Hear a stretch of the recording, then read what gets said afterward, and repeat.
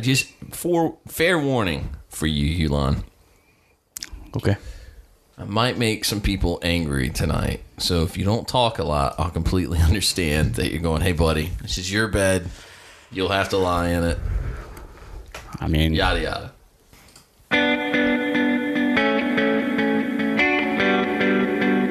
This is Felt Recoil.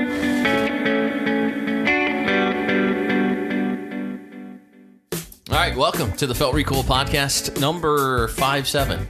Like the FN handgun. Go ahead, Mo, send me one from the pro shop. I'll do a YouTube video on it and then keep it. It's good to be here. My name is Kris. I don't think that's how this works.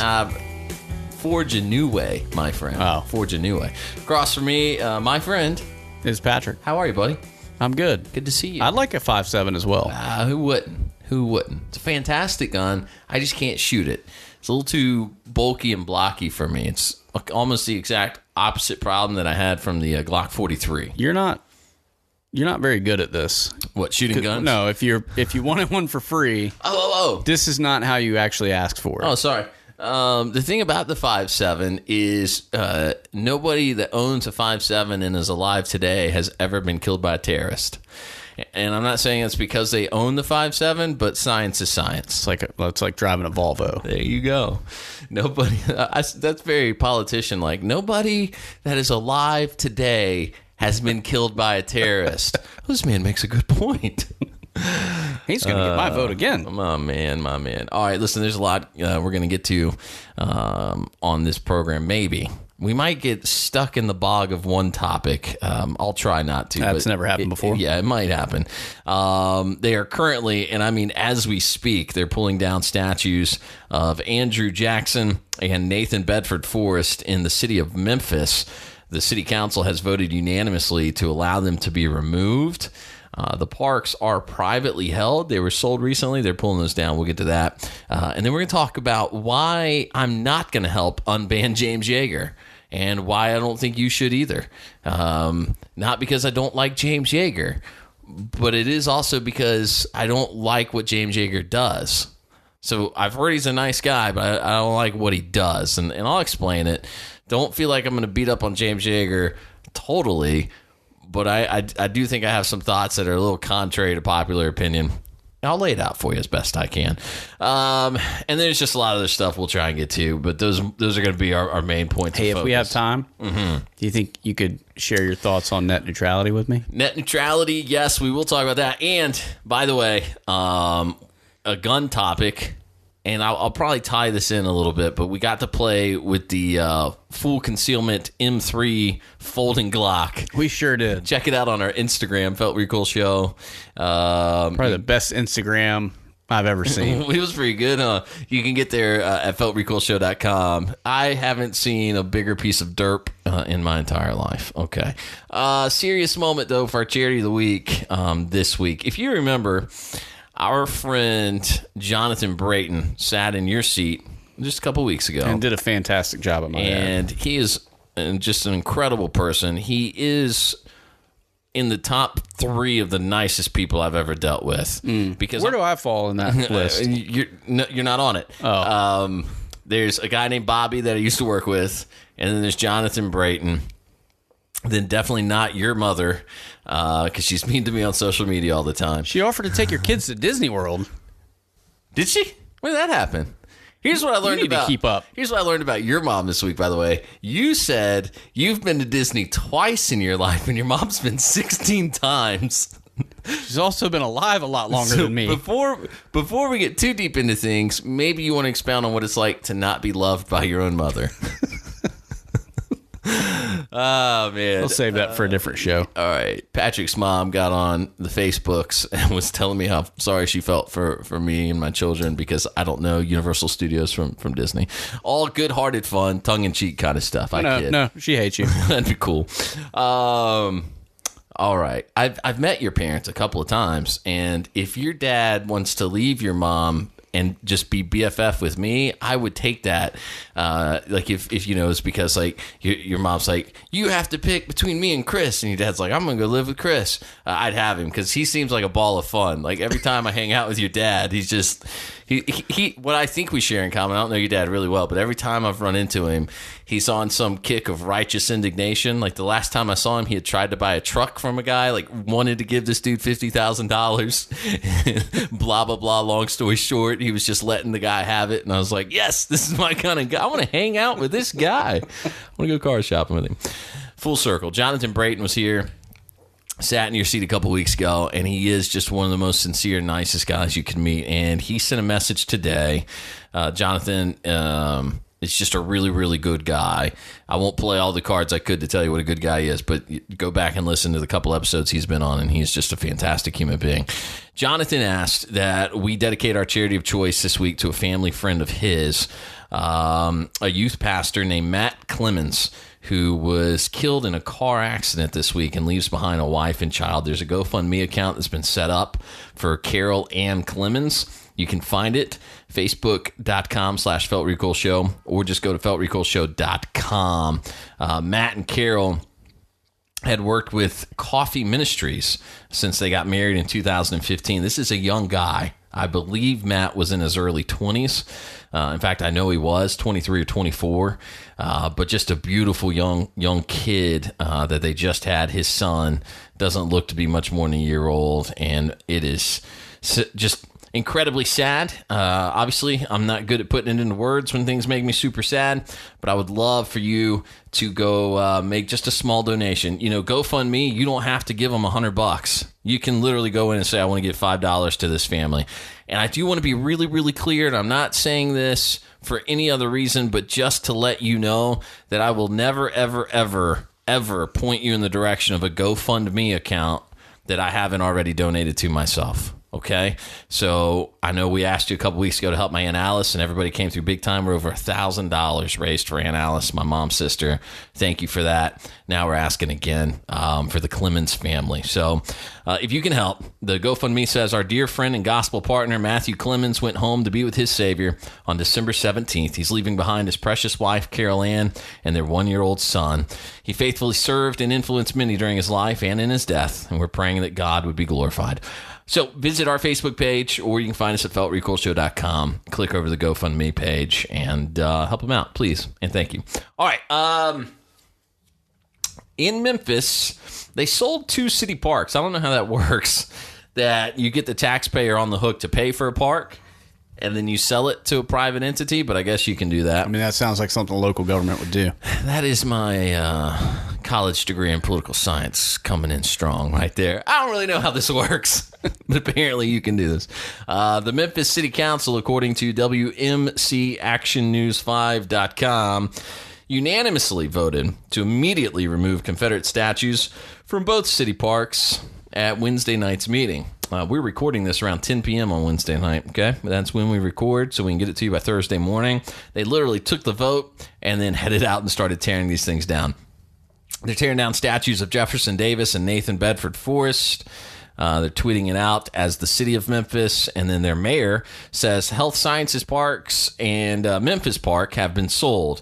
Operations on those sites tonight are being conducted by a private entity and are compliant with state law. We will have further updates later tonight. Okay. Are we in agreement that what's actually going on here, and I think it's actually rather smart, is that they're tearing down... Yes. I have a question. Please. Since I had my hand raised. Oh, I'm sorry. I had my eyes closed for a second. You did? I thought you were going to take a nap. I tend to do that sometimes. No, go ahead. So, let me get this straight. Mm-hmm. They sold the parks to a private entity, to a nonprofit foundation. Yes. And then city council voted to take the statues down? Yes. I don't think they did that in the right order. Yeah, so it's not very well explained in the articles I've read, and if you know, please tell us. You can just email it, Kris, K-R-I-S, at feltrecoilshow.com, or Patrick, common spelling for a common man, at feltrecoilshow.com. If you know the specs on this, I don't. I know from the analytics we have a lot of listeners in the area, so somebody there probably knows. And here's my assumption, just pure assumption. If I had to wager, I would say that the city constructed the monuments, and since they were probably voted on to be placed and constructed, then the council has to vote to have them removed regardless of who owns the land around them. Hey, Kris, have I told you lately you're full of crap? No, you just did. Okay, just checking. I guess we're all caught up on it. You know what? Continue with that thought that I stopped you from. Okay, no, that was basically it. Why? Do you think that's wrong? I don't know. No, I don't know. I'm just giving you a hard time. I think you're right. No, you probably are right. But I just don't understand how you sell something or how you take something down that you don't own anymore. Right. Yeah. It was very much like if I sold my house right now and showed up in a week and said, hey, by the way, my wife and I took a vote and we're gonna take the play set with us out of the backyard that we left. We're going to go ahead and break that down and put it in the back of this truck. And they're going to be like, no, you sold me the house and left it and my kid's already playing on it. Right, no, I get all that. And so sorry. It was a unanimous vote, though. So difference is your play set didn't help start the KKK. That we know of. Very true. Very true. It is old and dilapidated. Looks like it could be the centerpiece of a Ku Klux Klan meeting because we got it for free. And then I thought I stained it properly, but I don't think I did. I'm not good with what scientists call tools. Yeah. But the kids love it. That's all that matters. Anyway, I would assume that's what happened, is that the taxpayer funded the park and the monuments. And so there's something in the bylaws that say you can sell the property around it, but the city will always own the monuments, and the city had to vote to take the monuments down. Todd Starnes from Fox News says they're breaking the law. The mayor says they're not, and he seems to be indicating it's because they sold them. I'm going to suppose all that's connected. But to be real clear, there will be better explanations tomorrow because this is literally unfolding right now in real time. There is a live feed that we're watching right now. But my main point here is that I think this is a deconstruction of the real history of the modern Democrat Party so that they can erase all their sins as they're building a youth in every facet you can imagine, every medium they can grab hold of, from the college classroom to radio to MTV and on it goes. You know, I remember when I was young, my parents didn't want us watching MTV because they said bad words and Beavis and Butthead was a thing. That's why we weren't really supposed to be watching MTV. My kids won't watch MTV because MTV will tell you that if there's a family that exists and there's two fathers who both used to be women, then the children need to be treated as non-binary, gender neutral, and both parents referred to as sir, even though they're both hers, and it'll go on and on that way. And then I will have to come in and unbrainwash my children. I'm going to need you to draw me a chart. Which is, yeah. Because I have no idea what you just said. All right, I'll break it down easy for you. It's a lot easier when my 5-year-old is watching Home Alone with us a couple weeks ago, and mom and dad kind of zone out because it's Home Alone, and we think, well, it's Home Alone. I mean, we remember growing up watching this, and then my 5-year-old goes, what does growing on my ass mean? We go, what? Holy moly. Forgot that was in there. And then we have to, oh man, we can't watch Home Alone anymore. Or at least we have to mute it when they walk into Buzz's room because we don't want you repeating this verbiage. And so it's much easier to backtrack that and go, buddy, that's a word we don't use. Don't say that, blah, blah, blah. That's easier than, Dad, why does this guy on TV have two dads? How does that work? Well, son, it doesn't. It's biologically impossible, actually. But they just choose to call each other that, which is, kind of the way, I would think we would handle gay marriage is, well, Dad, are these two men married? Yeah, sure, they're married. Oh, okay. Am I going to marry a man? No, probably not. Probably not. Because the odds of turning out gay are so incredibly small. So small, whether you're born that way or not. But, whatever. If you do, so be it. I'm going to tell you made a choice somewhere along the way. The point is, obviously, that's a much deeper conversation to have with your 5-year-old than a bad word. And the crazy progressive mindset is grabbing our kids in every angle, from everywhere now. Everything's politicized. I mean, Santa Claus. Did you see the book? No. There's a book now. Go ahead and Google it. I promise you. There's a book now. I put the link up at facebook.com/feltrecoil. And Santa is a gay black man with a white husband. Is that right? Let me go. What? Yep. Foxnews.com. Mainstream Media Herald's book depicting Santa Claus as a gay black man. Mrs. Claus is now a Mr. in a new gay-themed Christmas storybook for children. that CNN and the rest of the mainstream media is all in a flutter about. Santa's Husband is the name of the book. Go read the full story. Facebook.com/Felt Recoil Show. Sorry, go ahead. I lost my train of thought. Sorry, buddy. I mean, well, my point is... what is there left to talk about after that? Let's be honest. The world's over. Goodbye. Thanks for ruining Christmas, Chris. Sorry. Well, the whole point here is that they're coming after your kids in every way they can, and they are literally brainwashing children these days in every venue they can find, from television shows that are geared towards youth to these books that are geared towards the youth. I mean, we can't sell them cigarettes on billboards, but by God, we'll sell them lifestyle choices. Very unhealthy lifestyle choices, by the way. Lifestyle choices, by the way, that are so unhealthy. Did you read this article about the female pornographic actress that killed herself? Yeah, I heard a little bit. I don't really know the important point the whole here, story there. You should. I know it's going to sound crazy. It's a story worth knowing. This girl, woman, whatever, refused to work with men who did gay porn because disease is so rampant in that community. Right. And she made a point on social media to say they don't meet our health standards. And they're not tested the way we're tested. I won't work with those people. And the onslaught was so heavy against her that she hanged herself, right? I think that's right. I think she hanged herself soon thereafter. Like on the same night. I don't know if it was minutes or hours, but basically said, forget it, I'm out. On her Twitter, literally said that and then went and killed herself. The point is... that kind of life is being sold to our kids so flippantly and as if it should be accepted that it's hard to handle. And the people that are doing it are erasing the history of their political party of choice so that they can rebuild it. Because what's next isn't building their statues, it's then tearing down ours, right? Thomas Jefferson and George Washington, that was broached on by that black lady. I think she was on CNN or MSNBC, you know what I'm talking about? Mm-hmm. She brings that up. Well, we should get rid of these guys too because they own slaves. Disregarding, by the way, that George Washington was the sole founding father to free all of his slaves at his death. Okay, everybody he could free, he did when he died.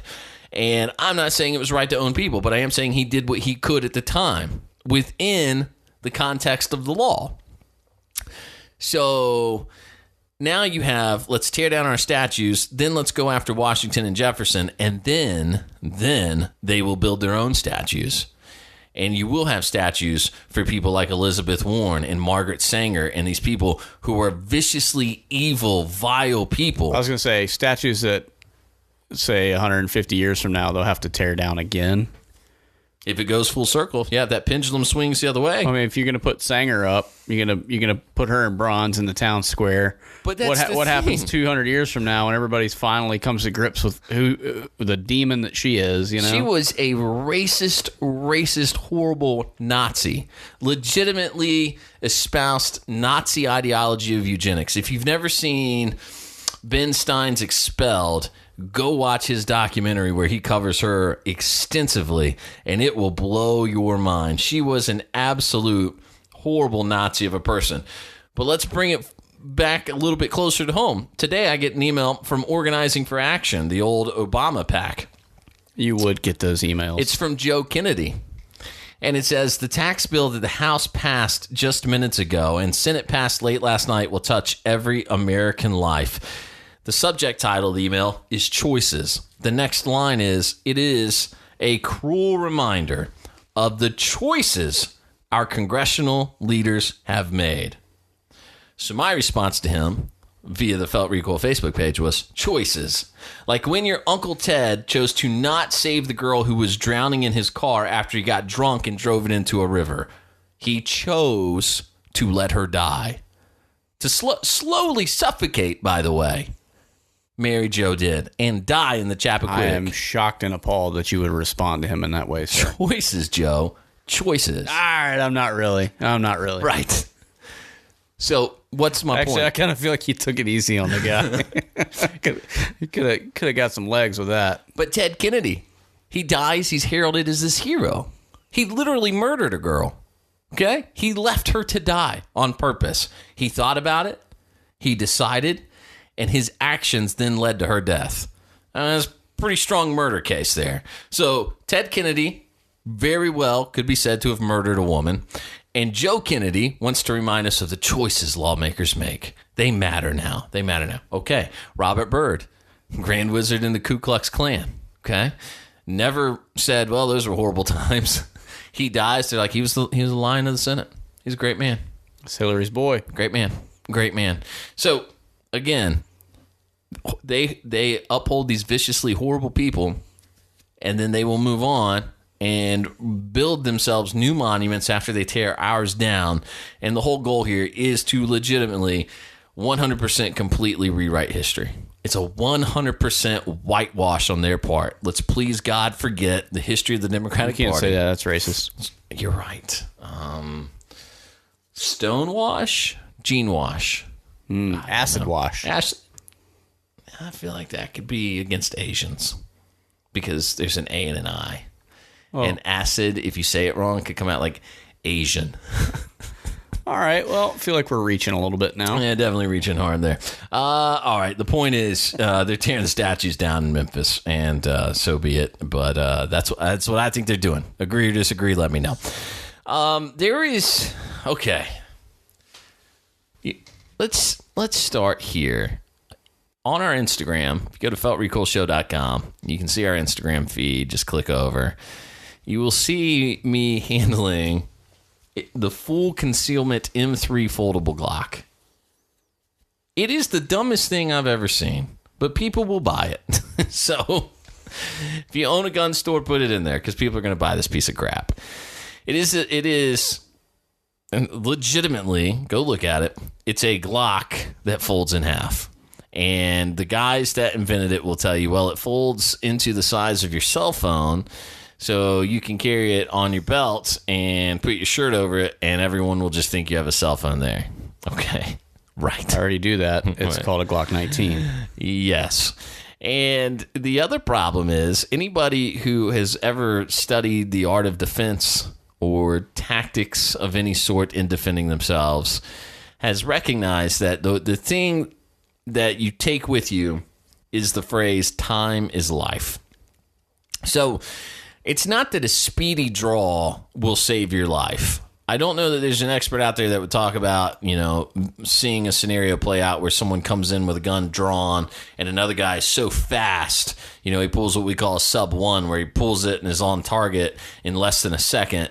A sub one ended the bad guy before the bad guy could do anything. I don't know that those stories even exist. But what I do know is time can be life in those scenarios. For many, that applies to many, many scenarios, okay? Somebody gets shot in the leg, time is life, okay?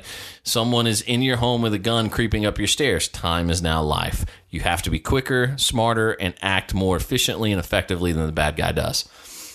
Well, the question is yes. Do you want to spend the rest of your life racking that gun? Or putting it together, I should say. As Larry Vickers told us. Right. Take as long as you want to load your gun. To reload. You got the rest of your life to do it. Yep. Yes. And so that's what Very good. Popped into my head the first time I saw this thing. I will say... Well, so let's walk through it real fast. Yeah. Because the point is, the reason we're bringing all that up, you have to pull this gun off your belt clip or however it is you're supposed to carry it, and then use both hands, by the way, to unfold it. And then put it in what is basically a standard configuration, except that when the gun re-enters its standard configuration, the trigger shoots forward longer than my finger is. So now you have to tilt your grip and the frame of the gun to get to the trigger to bring it back where it should be. So you're almost pre-prepping so that you can prep your trigger and get to the wall. And the trigger on this thing is a piece of junk, by the way. Yeah, it's called a Glock trigger. And then, that's not a standard Glock trigger. I mean, it's like an aluminum trigger. Yeah, but I see what you're saying. But what you're feeling is that the same tension that's on a standard Glock. Right. So the trigger pull would be the same, 5.5 to 6 pounds. Right. My problem with it was it felt like a video game controller more than it felt like a trigger. Does that make sense? Sure. Didn't have that tactile feel that I like out of my triggers. So my point is this. Then once you get those two steps out of the way, you must double check your magazine, because that magazine's not locking in properly every time. Every time I try to manipulate it and fold it back home, unless I was slamming it and happening to get it right, the mag was being pushed away from the gun, and I was having to pop it in place with my support hand. So just so everyone's clear on how this firearm functions, sorry, I kind of stole it from you and went on. No. Go ahead. What were your thoughts? Somebody put a lot of thought into this thing, but it's a $1,200 fix to a problem that doesn't exist, in my opinion. Sure. And the one I played with, I didn't have that problem where the magazine didn't want to lock in. I was actually kind of impressed with the fact that if it's folded up and you actually put it into a fireable configuration, the magazine would lock into place without any extra effort. Okay. The way it was explained to me was you can carry with a round in the chamber with no fear of the gun discharging. The sear is actually completely disconnected when the gun folds up because the trigger disengages. Now, flip side of that is that makes me a little wary, because I don't know if I want a trigger that completely disengages at all, because what if it doesn't go back together properly? Let me ask you a quick question along those lines. You're smarter about this stuff than I am. When we talked with... You're too sweet. Yeah. When we talked with Cy... Stop touching my leg. When we talked with Cy Hudson at NRA... and you can see it in the video we did with them on our YouTube channel, he mentions that he chose not to do a breakdown that didn't require a dry fire. So he chose in his design to force the user to pull the trigger of the gun to break it down. And in saying that, he says that there's still a chance, if that round stays in the chamber, if you don't pull your trigger and you just slide your slide and barrel and everything off, if a round is still in the chamber, that in theory, that round can still be fired.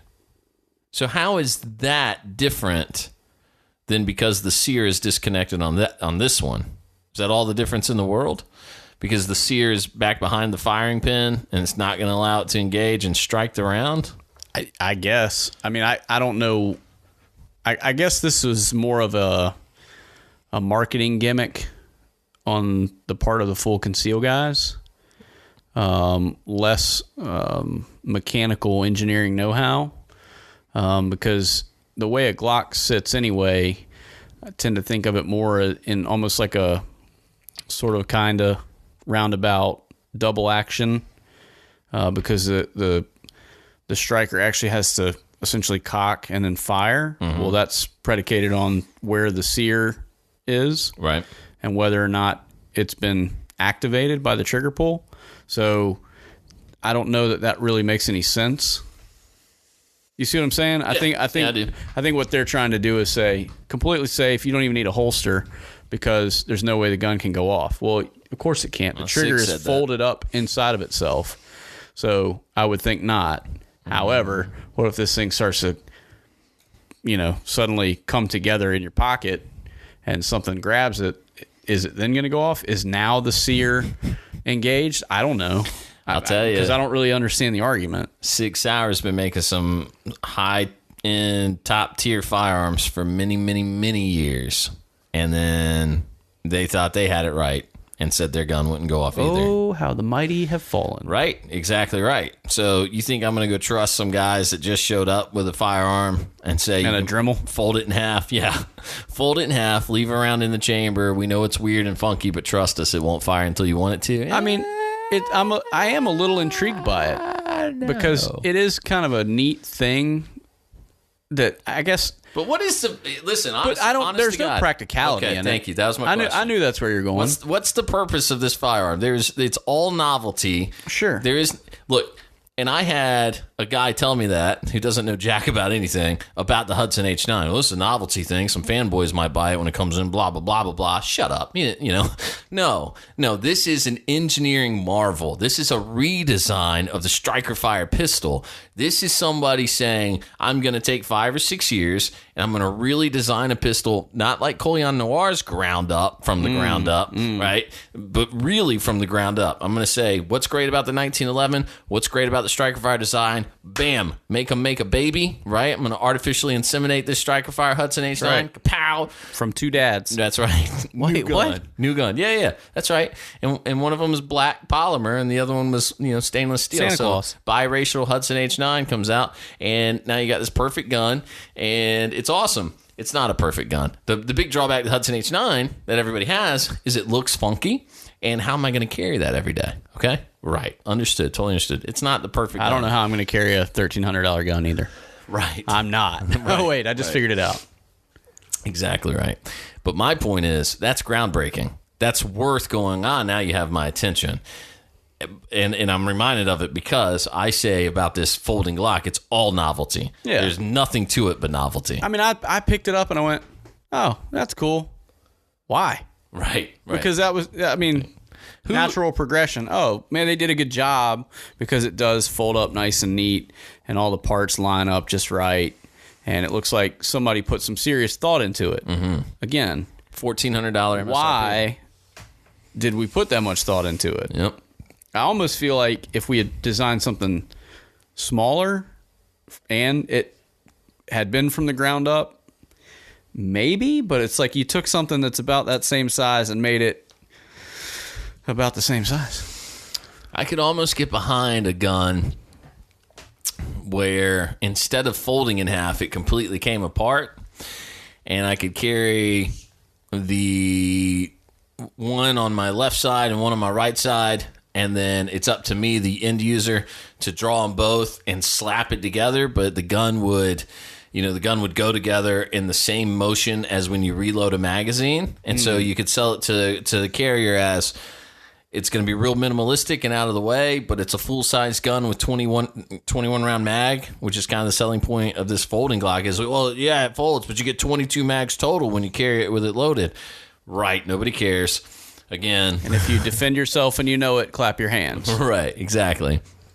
So if you have, these two parts and you pull it out and put the mag in and go to town, where you can get the same idea. The point is, then you go, but still you're left feeling empty because who's gonna abandon the $600 gun that they know works, that they've trained with, that they know conceals well? Who's gonna abandon that for a $1,400 coin flip, essentially? Well, the guy that's buying that's going to take it to the range and show his buddies. Yeah, he's got more money than he knows. He's not really going to carry that thing around. Yeah. I will say this too, and this will be the last thing I have to say about it. Please.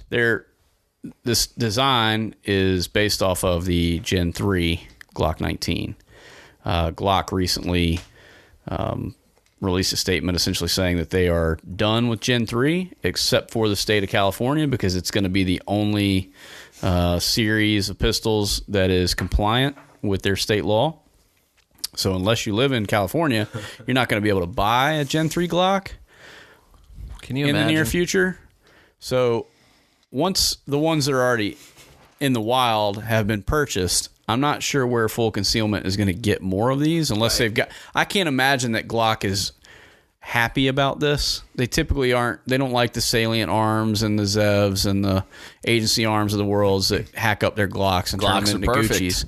Exactly. And so I can't imagine that they're, frothing at the idea of selling full concealment, more guns of theirs, more perfection for them to then bastardize and chop up.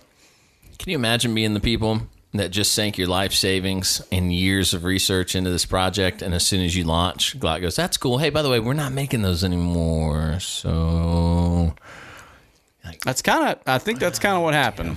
All right. And purely coincidental, but I'm just making the point that I don't see this lasting for that reason alone. I can understand that. I got to tell you, I think I'm mostly mad at full concealment over this gun. It is a bad idea. I don't understand it. Again, I don't know any shooters that want 2, maybe even 3 steps between them and drawing their gun and getting shots on target, you know? So you want to draw and be on target as quick as you can. But I digress. Part of my frustration is actually with the firearms community overall. And it kind of goes with... It does go with net neutrality. I watched a guy in the firearms industry today give his opinion on net neutrality, and I was like, wow, okay. If you're curious, by the way, net neutrality and antitrust laws are 2 entirely different things. So internet companies cannot discriminate against you because of the type of business you're in. They cannot discriminate against you because of the size of your business. If a company is involved in interstate commerce at all, and anybody online, by the way, is involved in interstate commerce, they are automatically regulated by antitrust laws, multiple antitrust laws that are a combined 200 years old. I mean, you're talking laws that were passed in 1890 that protect us from the internet company saying, I'm going to give preferential treatment to this company because we do business together, but not to you because we don't. It cannot happen. What can happen is they can say you can buy faster access, and that's a free market. That's just the way it's got to be. And that brings me full circle because the Unban James Yeager crap, and it is crap, has annoyed me to a degree. Much like when everybody hopped on board either for or against the NRA. What was the NRA thing that they botched recently? The bump stocks? Yes, the review of the bump stocks. Amongst many other things. Bad move on the NRA's part. But then suddenly everybody wants to be anti-NRA. But they still want to preach to you about, well, you know, go out and find organizations that help fight for the Second Amendment. But then those guys want to be anti-lobbyists. Well, which is it? Because the NRA, 90% of the NRA is educational resources. 10% is lobbying. So if you're telling me support the NRA because they'll go to D.C. and make sure certain laws don't pass, no, that's not what they do. That's not what they do. I support the NRA because they have programs like Eddie Eagle that my boys can watch and my girl one day when she can comprehend and learn proper firearm safety with dad in the room in an educational yet still entertaining manner. So that's what the NRA is to me. There's other organizations that are great and support the Second Amendment and will go out and lobby for you. I get it. My point is you can't have it both ways. And so the NRA thing kind of to me was like, all right, some people are annoying, some people aren't. But most recently, this Unban James Yeager stuff. To Yeager's credit, I want to say at the top, I give James a lot of credit because he has said this isn't a free speech issue. Anybody who says it is a free speech issue, stop listening to them. They don't know what they're talking about. Yeager's correct. Full disclosure, though, you're not a James Yeager fan. Right. So you're giving him some credit here that... And why am I not a James Yeager fan? Well, he doubles down on stupid a lot. All the time. I mean, that's his MO, right? The guy's a hothead, okay? He has a lot of trouble forming coherent thoughts when you watch him on YouTube, okay? From everybody I've ever heard that's met him, he's a really nice guy. And he must be super nice in person. He should look into doing this thing they call in the business a dry run. And then right. hit record. Because I feel like everything he says is the dry run. And he is literally formulating his thoughts as he goes. So we do that. This is a podcast. A little different. It's meant to be live. It's meant to be real, right? So I'm not bashing. I don't want to bash him based on the merits of his ability to present things because that is a hard, tedious task. Okay, yes, we're terrible at it. Presenting things on camera from behind a microphone is not easy. Some people think it is. Put a microphone in front of them. Put them in front of a camera and watch somebody freeze. Watch them lock up. It is so much fun that way. Hit the brakes. Because they really feel like, well, I got this. Okay, do it. Here. Oh. Right. Okay. You'll notice their twitches. You'll notice their How many times did crutches. you say, I didn't. Yeah, you did. You said it 37 times in 12 seconds. So that's not my beef with Yeager. It's not my beef. My beef with Yeager goes all the way back to when he threatened to start shooting people because of Obama. That was a bad move. So here's my case. And a bad move on principle, but also because of the way it makes people like you and I look. Home run. And the gun industry as a whole, right? My entire point. Did I just bring it home for you? That's it. Everybody wants to be on the bandwagon of unban Yeager because we have to stick together. But somebody has to be willing to say, now, wait a second.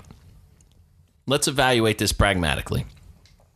If we band together to unban James Yeager and we all lobby YouTube to put his channel back on, and James Yeager does what James Yeager does and makes some hot-headed, smart-aleck comment that he's going to shoot and kill people, we have now shown YouTube that the entire gun community believes and supports this guy that has now said that, and everybody loses. Everybody loses. Stop telling me to fight for James Yeager's ability to make money saying things with which I don't agree. Okay? I'm not going to do that. His gripe today on YouTube is that, well, I'm a business partner with YouTube. I should be given preferential treatment. Fine. Go work out your business dealings, but don't expect me to come in and fight for you to continue to make money saying things that are detrimental to the mission I'm on, which is to convince people that not all gun people are like James Yeager. Right. We're not all hotheads that'll go out and shoot people because we disagree with them over politics. That's not us. James Yeager doesn't represent the majority of the gun community. So no, I won't hashtag unban James Yeager. No, I won't fight for his right to get back on there and say he'll shoot people for electing somebody with whom he disagrees. It's not going to happen. On top of that, if you want to man up and start a company like YouTube and dedicate it to the firearms community, do that. But speaking, yes. I have a question, because a second ago you made mention that today on YouTube, James Yeager said blah, blah, blah. I think that was today. Yep. Okay, so if he's banned, and this is just understood out of my curiosity, he's banned from YouTube. How are we getting YouTube content from this guy? Yeah, other creators are allowing him onto their channels to speak his piece. Gotcha. And Okay. so Okay. he was on... Just felt like that needed to be clarified. No, I'm glad you brought it up because sometimes I get to going and then I heard a rumor that he has alternate channels as well, so that's also why I was asking. Yeah, this channel is titled James Kane, has just over 6,000 subscribers. And here you go. All right, so here's a great... This is real. This is what just happened. So I just looked back to see who had hosted it. It's from James Kane, and his is the top comment that's pinned in place by him. And it says, "Attention commenters, this is not a issue." By the way, James, it's an issue. If the next word starts with a vowel, use N, A-N. This is not an issue, okay? Not a issue. If it's a vowel, you go with the N. If it's a hard sound, you go with the A. Okay, understood? All right. More on that later. This is not an issue. Do the grammar podcast with terrible. Kris. He's terrible. Hickok 45 could do it. Dude used to teach it college level. He's smart. It's not an issue fight about pro anti James Yeager. 3, 4 maybe exclamation points. This is about standing up against censorship. Wake the F up. But he spelled the word out. Set your egos aside and see the forest for the trees. What? The shadow government is a master at getting the people to fight about the wrong thing. So, okay. That's the full comment. All right. So it's the Illuminati. Let me read it one time. I promise not to interject. Bilderberg. Let me read it. Hold on. Let me Freemasons. Let me read it. This is going to be hard. Seriously, let me read it. All right, here we go. Attention commenters, this is not a issue fight about pro anti James Yeager. This is about standing up against censorship. Wake the F up, set your ego aside, and see the forest for the trees. The shadow government is a master at getting the people to fight about the wrong thing. This comment proves absolutely everything I just said about why you don't want to unban James Yeager. I will not do extra work. I will not put time and attention into helping a man who does business with people who talk to me like that. It's the same reason I don't go to movies, is because I won't put money in the pocket of people who I know hate me. Okay? It's the same reason I haven't seen Dave Matthews play a live show in many, many years, is because as soon as he started backing Barack Obama publicly and then he went on to endorse Bernie Sanders, I was like, well, Got to be done. Got to be done. Same thing with Coldplay. When Coldplay took Palestine's side and spoke negatively against Israel, I said, got to be done. Haven't bought anything Coldplay since. Won't go see them live in concert ever again. It just won't happen. And the reason is because I will not put money in the pocket of people with whom I disagree, and certainly people who I know absolutely do not like me. Just do not like me, and who are fighting an ideological war against me. Make sense? Sure. So on that level, it's ideological. It's not just a matter of they don't like me. This feels like these people don't like me. Why in the world would I take time to have him unbanned? It's not an issue of censorship. Man up, go start your own company and do it right. And by the way, to anyone who's going to send me a press release and say, I've started this company, if you are simply embedding YouTube videos into your website and trying to raise ad dollars off that, shame on you. Shame on you. Don't piggyback the work of other people, brag about the free market and like you're some sort of conservative thinker, and tell me we got all these big names on board and this is a real thing that has happened, but I won't name names just to be nice about it. But there are big-time gun channel guys who will say to you, well, we're starting our own YouTube. And then you go to it. No, it's not their own YouTube. It is YouTube. They just put a different URL at the top, and then they're literally embedding YouTube videos and trying to sell ad content around them. So that begs the question. What's worse, censorship or piracy? Well, yeah, that's a good question. What's the difference? You want to be mad about censorship? Such and Yeager want to get up in arms because they get strikes against them. But then you want to go out and you want to grab other people's YouTube videos, YouTube content that YouTube pays to host. That's the big argument right now. Should YouTube have to pay all this money to host it, and should you have to pay the same amount? Or should there be a free market that allows the ISPs and the people that own the servers to decide who pays what? That's what net neutrality is actually about. Okay, that's why you don't want it. I don't want it. We're a small operation here. Small operation, by the way. It's done a lot of work on YouTube and never had a strike against us. And maybe it's because we're small. But the fact of the matter remains, we're not out there. Maybe it's because we have a video that makes fun of James Yeager. And so YouTube sees that and they're like, yeah, we like these guys. These guys, we're going to let it slide. It is our second most viewed video.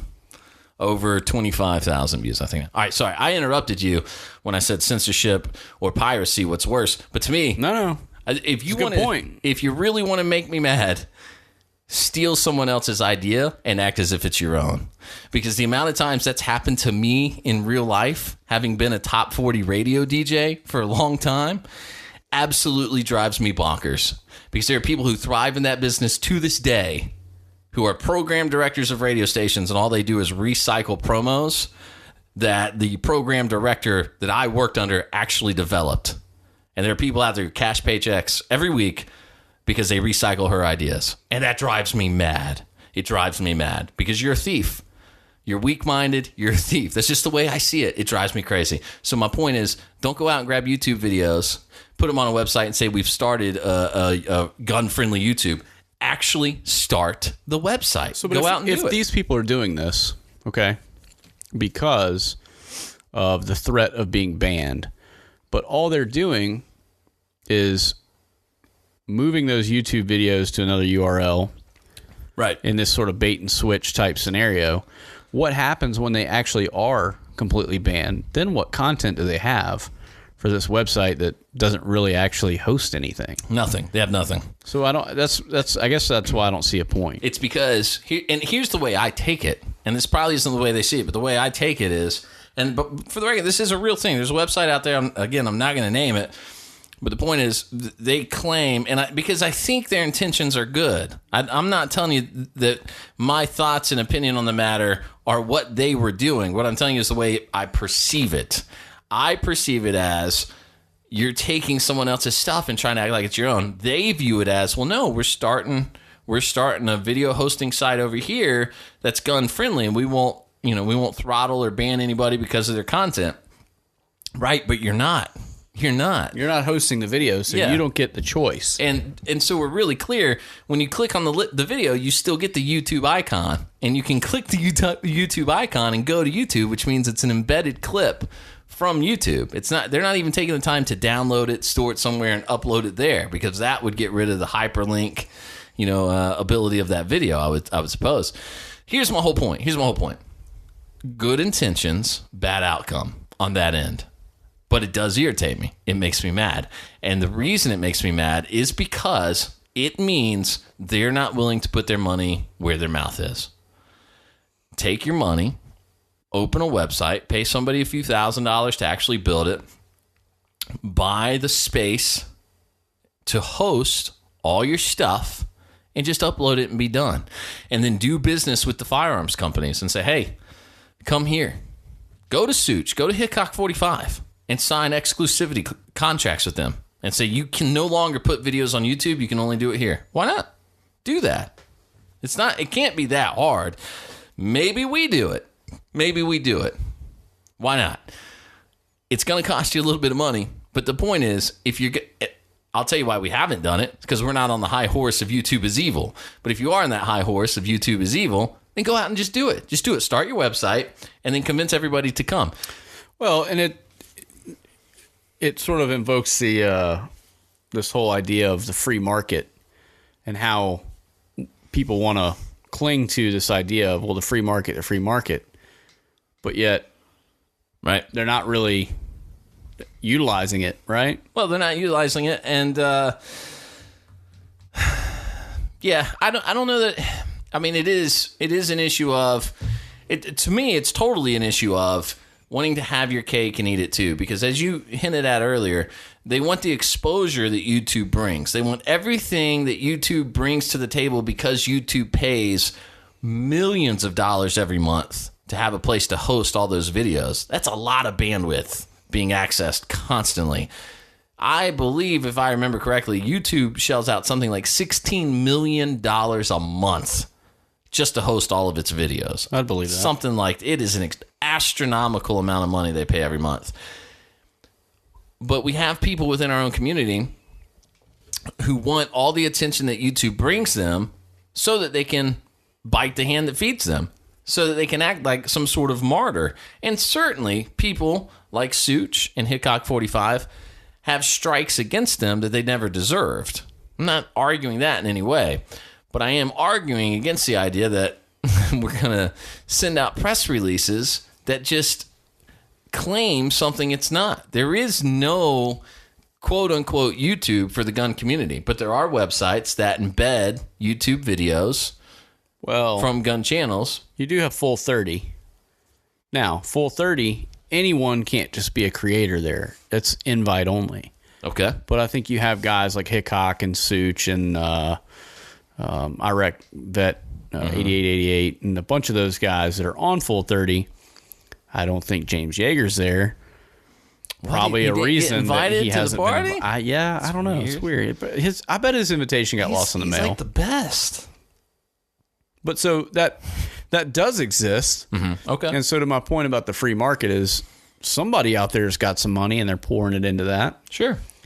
So why not band together with them? Well, but those people who've created Full 30 with the ability of the free market have put their own stipulations in that you have to be invited to be a part of that community.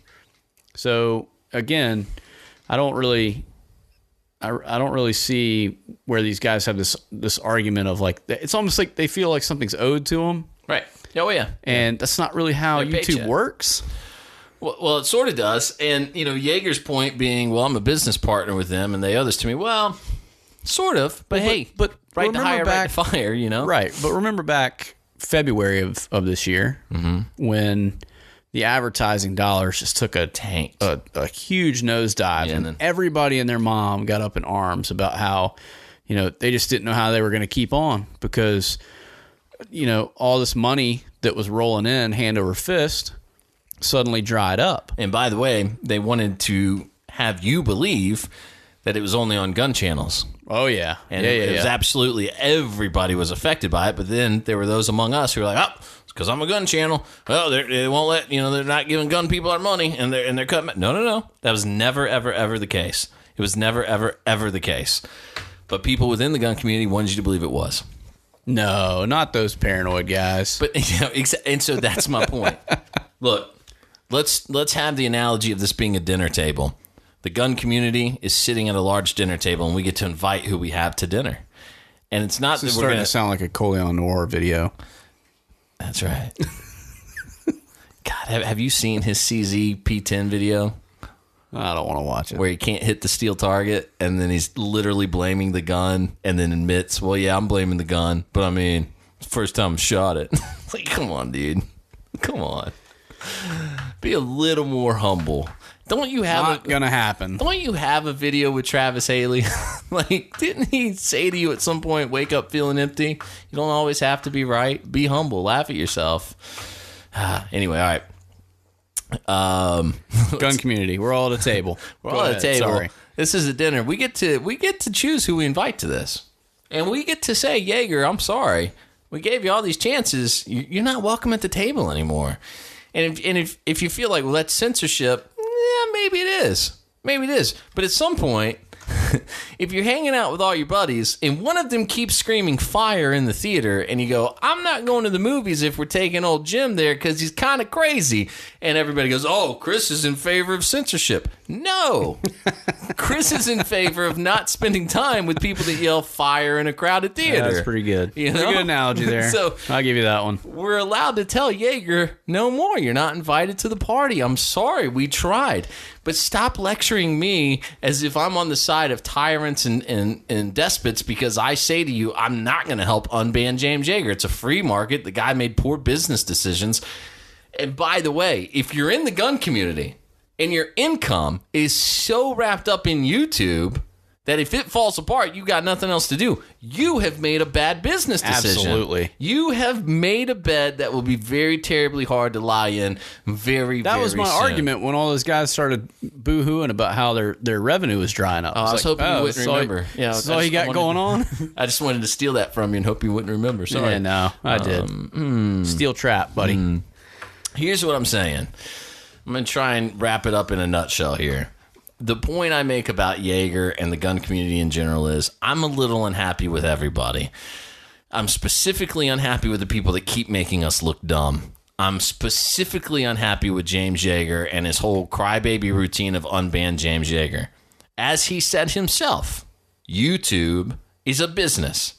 And if they decide to not do business with you, man up, build a bridge, and get over it. And by the way, don't tell me, James, which you did in your video, that I'm not a patriot because I won't go out and help get you unbanned. You have absolutely zero right to point fingers, okay?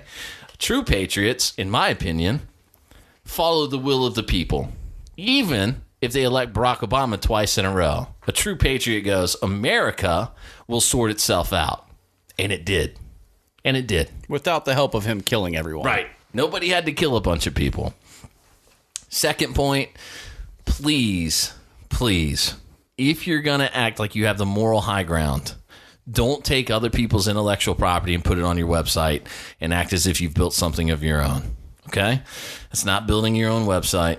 That is embedding YouTube clips, and it does you no good.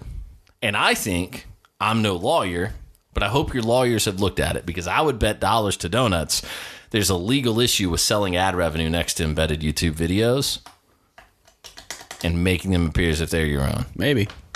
There's got to be something there if that's all your website is embedded YouTube videos. It's probably in the YouTube fine print. Probably something where you're not going to make much money. But build it. Build it. I'd be glad to be a part of it. Just build it on your own. Make your own thing. And I guess that's kind of what has, over the last few months, all of this has irritated me. And it just feels like, it's like we want the free market and we want small government.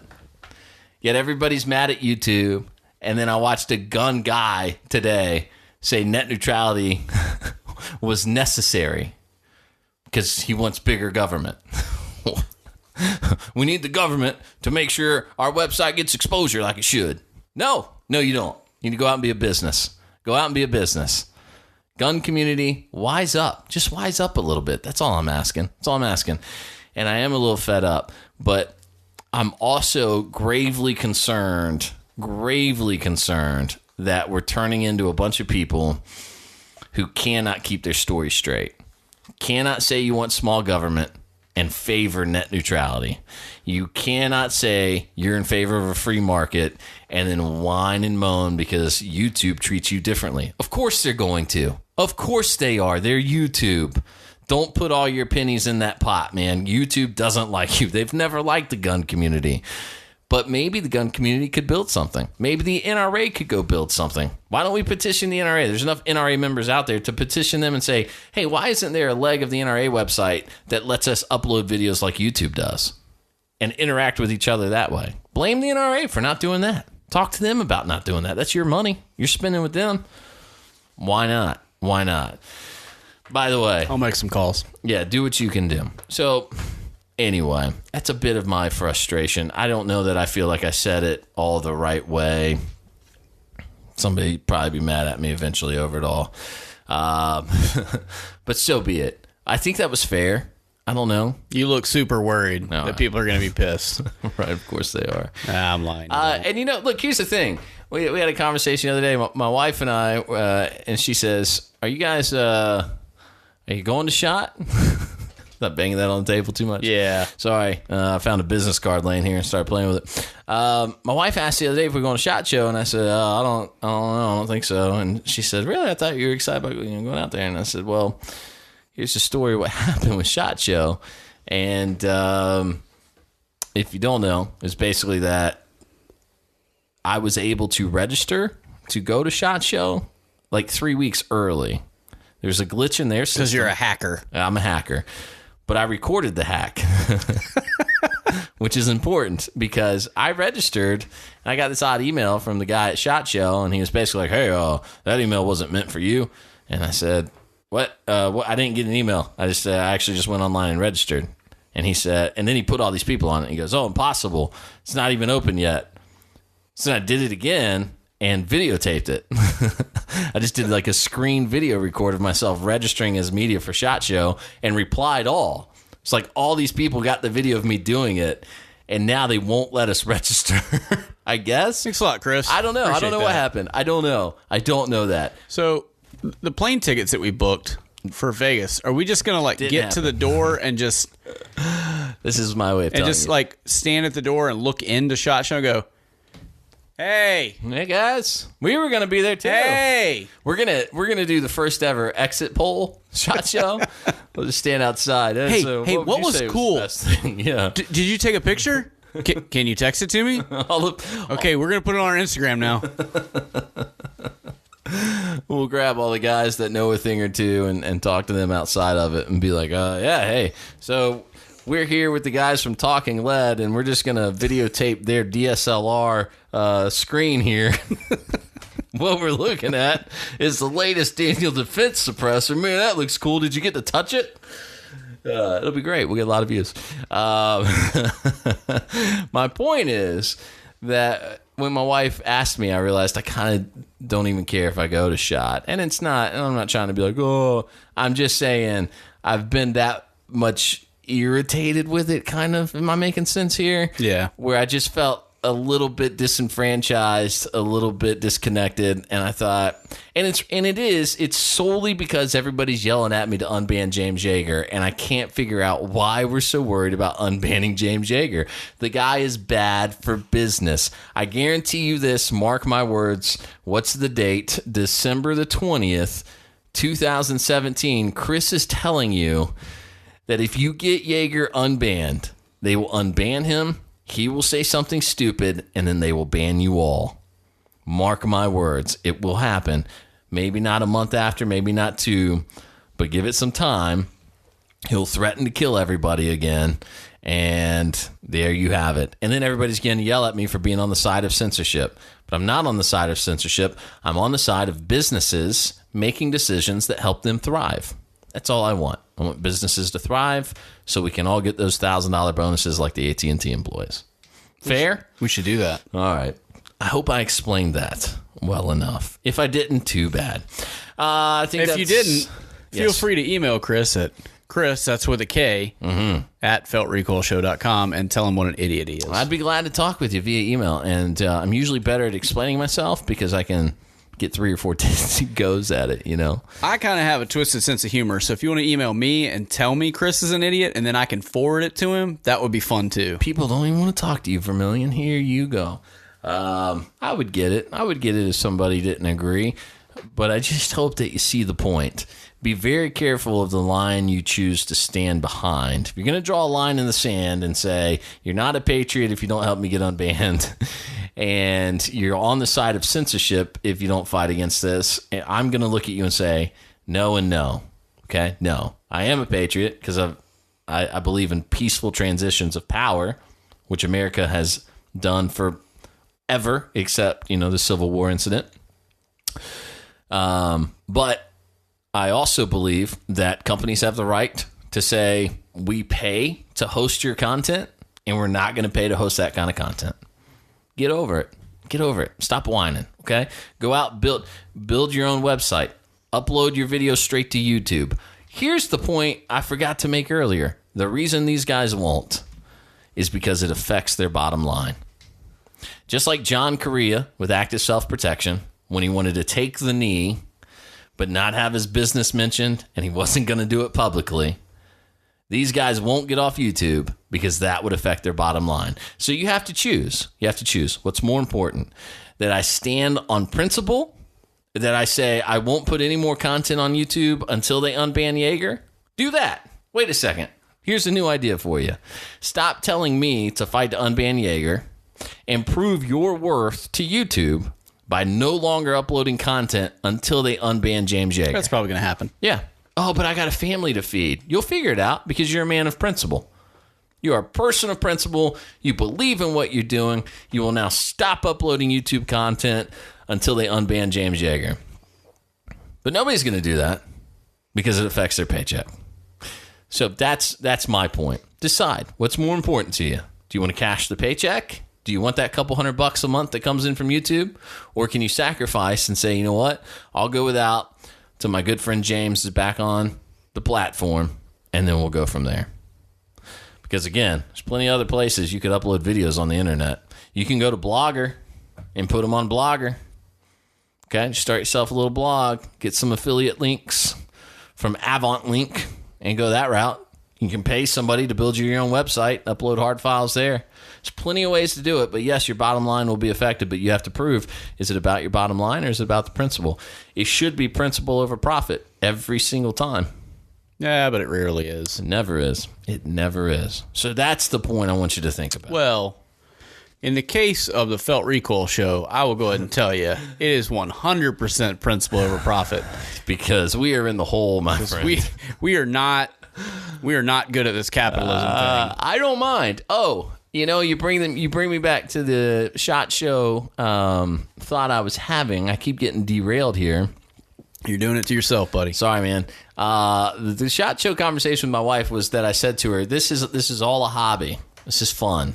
I do this because it's fun. I do this because it is a way to express and vent frustration. It's a way to get things off your chest for me. That's why you get to rarely talk, Elon. So that's what it is. And I won't bend over backwards to exercise my hobby. I have other hobbies I do. So am I going to follow up with SHOT and go, hey, guys, what happened here? Or am I going to acknowledge it seems like there was a glitch, there was a mistake? I don't really care. I mean, I'd like to go. If they tell me I can go, I'll probably go. But am I going to waste a lot of energy doing it? No, because if I can take a week off and ride my bike through the woods 3 or 4 days a week, instead of being in Vegas surrounded by 1,000 people, I'll do that. You know what I'm saying? The point is, this is a hobby. So I pay $40 every month to do this. So by saying you don't have to be in, are you saying you don't have any 511 pants? Because I don't think you can go to SHOT unless you're wearing 511 pants. I have a few. They're my yard work pants. Does that count? No. They got to be clean. You know what the problem is with 511 pants, by the way? 511's listening. Do yours do this? They don't shrink around the waist. They shrink up. Yeah, you absolutely. have that problem? Yes. It's like you can buy, I'm a 30 inseam, and all of mine look like I'm waiting for the flood. Yeah, So, I've got 2 pair that are that have done exactly that. Yeah, they all of them. I have 3 pair total, and all of them have shrunk up. Vertex makes a great pant now, and obviously Arc'teryx. I wear the Arc'teryx stow pants 3, maybe 4 times a week. I just got a pair of the Vertex pants. I'm pretty excited about. Oh yeah, which ones did you get? It's the newer version of. Oh, I the can't Delta remember what it's called. Stretch? Yeah, that might be it. Okay, yeah, those can't are remember. nice. And then there's the what do they call it? I think it starts with an A. The ones Warrior Poet Society reviewed. What were those called? Man, that review was hilarious.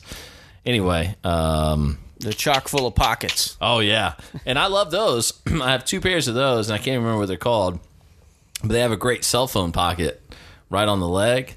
I don't think that's actually what it's for. I think it's a magazine pocket, but my iPhone slides right into it. It's perfect. Man, now I have to look. Hold on. Let's see here. Vertex pants.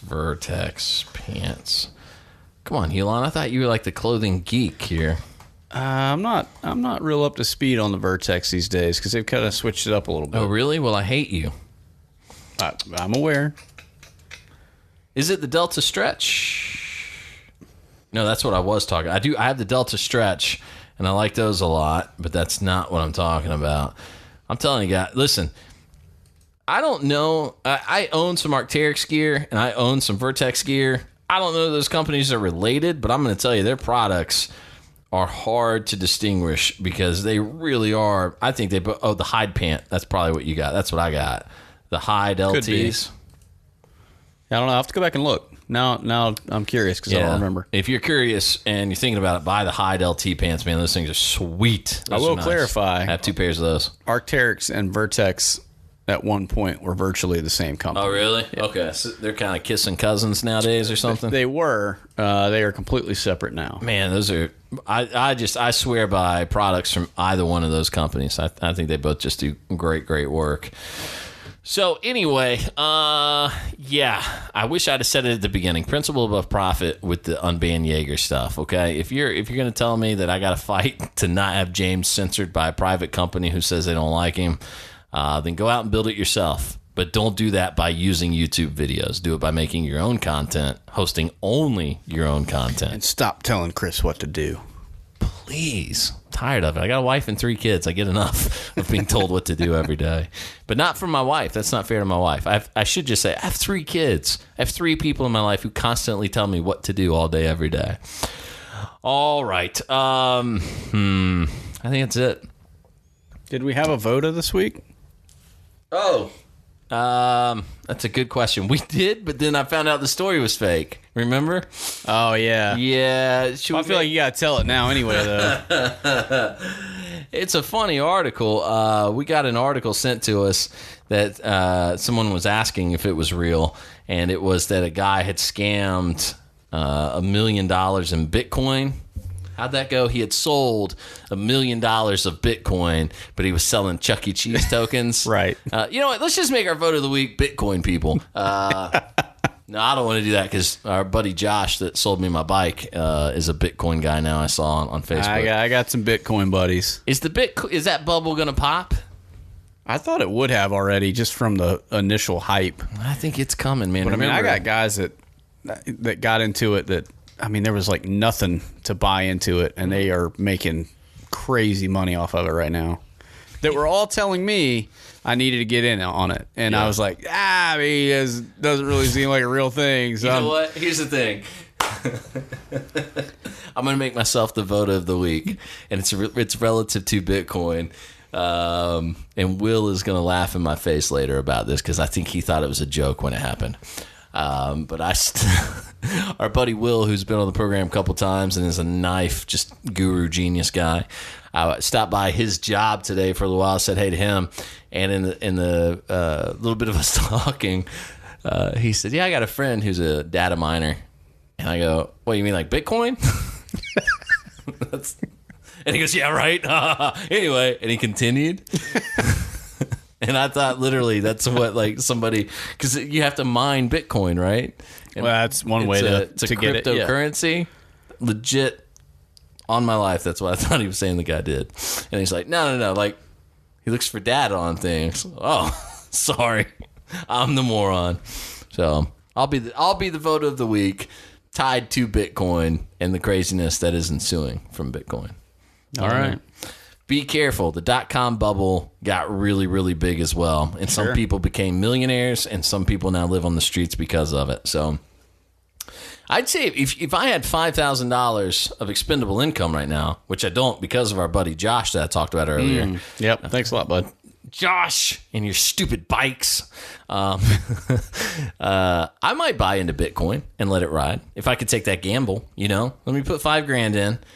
I'm going to wait 6 months, and I will sell in 6 months regardless. I'd probably do that.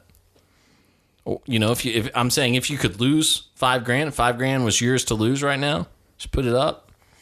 I'm not really a gambler, so something that's not even tangible makes it even less appealing to me. But at least if I go to a casino, I have like chips. I got something to show for it. You know what I'm saying? Sure. But I don't so you got this Bitcoin stuff, but there's nothing really there. But it all hinges on this. There's really only two ways this can go, right? It crashes or it works. And it works if the Bitcoiners, I don't know if that's what they call themselves. They might what if they were called Bitcons and nobody got the joke? So the Bitcoin people have to convince enough retailers, enough marketplace entities, does that make sense? Yeah. Websites, whomever, to actually accept Bitcoin. They have to convince them. My understanding is that is slowly happening, though. Yes, absolutely. Slowly. Very, very slowly. I was looking at cars this week because we think my wife's might be dead. I'm so excited. We just paid it off 2 months ago. We have no car payment for 2 months. And literally tomorrow I'm going to pick up a car while they look at hers to see what they'll give us on trade because it's probably dead. I was looking at cars, and I want to say Carvana said Bitcoin was acceptable. But one of major... They also make great tea. Wait a second. I might... Not anymore. Oh. Remember, they shut down. Oh, yeah, that's right. They shut down. That's right. Now they're doing cars. Oh, wait. No, they weren't allowed to shut down. That's why true. we talked about it. But great cars now. Let me just pick an SUV here and see. I want to say it was Carvana. One of the major people I was looking at, cryptocurrency was accepted. And I thought, wow, that's kind of crazy. Well, that's how cocaine dealers are now buying houses and cars. So it works Thanks, out great. Obama. Yeah. Jeez. Can't use $10,000 bills anymore, but now we have this fake money. All right, Carvana's not playing along with me. Anyway, between Carvana, CarMax, and Craigslist, all the places I was looking, it's probably Craigslist. Probably. Now that I say it out loud, what was I thinking? What if you showed up to buy a car from someone on Craigslist and you had Chuck E. Cheese tokens and you were like, yeah, man, I got a Crown Royal bag full of Chuck E. Cheese. Bitcoins here. I'll take that slightly used Mercedes off your hands now. And they're like, hell yeah. Oh, man, maybe. And then they take them to the bank, and they're like, what do you mean you can't take these? That guy got me. Oh, well. All right, it doesn't matter. Anyway, have we had a more erratic show? I doubt it, but it was fun. So, sorry for the ramblings. Please, always remember, put principle over profit. Please support our charity of the week this week and help out that beautiful young family who lost their husband and father. Very tragic. Hate to even think about it, but it's there on our Facebook page. You can find all of our social media at feltrecoilshow.com. Just click the links and head right over. Contribute to any of our charities that we have listed, but specifically this week, help out the friends of our friend Jonathan Braden and give just a little or a lot. It's up to you. Okay? We'd appreciate it. We'll see you next time. It's going to be episode number 58 of the Felt Recoil Podcast.